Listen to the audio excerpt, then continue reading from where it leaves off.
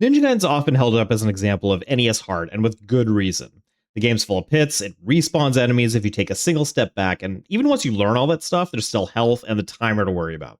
There's also a notorious bug the developers left in, where if you died any of the 3 last bosses, you get sent all the way back to the beginning of Act 6, and you have to replay the entire last section of the game just to get back and try again. So here's some footage of me encountering that for the first time. I got decently close. It's not that bad. Excuse me? Was...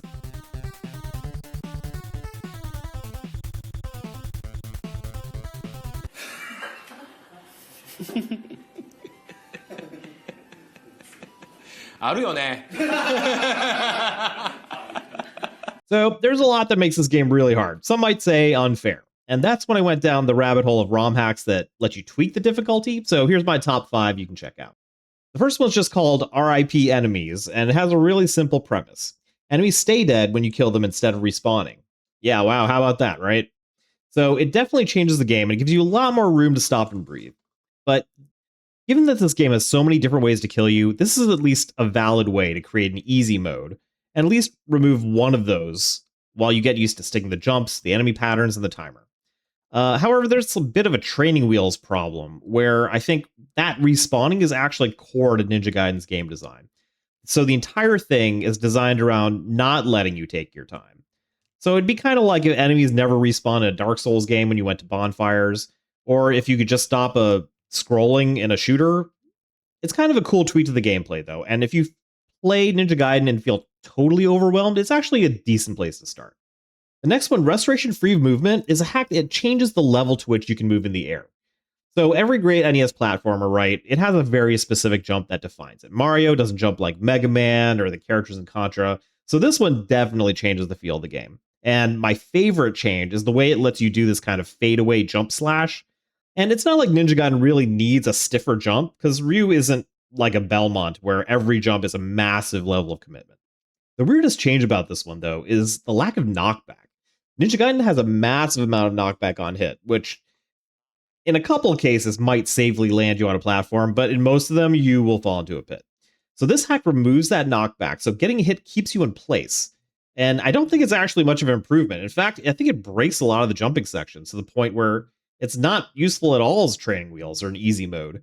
And one of the hilarious side effects of no knockback is that you can actually just get stun locked to death in some situations. I'm dying. Help me.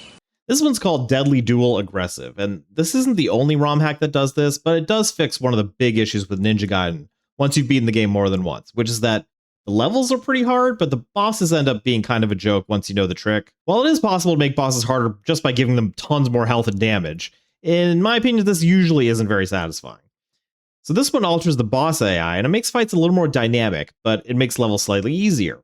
Given that this also fixes the 6-1 warp glitch and makes Jacquio's first form a little bit slower, this is actually one of the first ROM hacks I think you could legitimately argue is a better experience than the base game. This one's called Hack and Slash, and it has some palette swaps and sprite tweaks, and that's always fun, but the changes don't stop there. The bosses have also been toughened up, and they have very different AI. The first boss is totally different, which is actually pretty cool. And then some of these later bosses, they do have these changes applied, but you can still get them with the classic strats.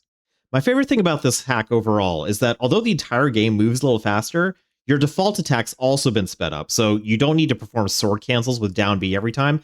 Every attack is just that fast. The sprite tweaks are a nice touch, but at its core, you can think of this one kind of like the Street Fighter II Turbo version, with everything a little bit dialed up.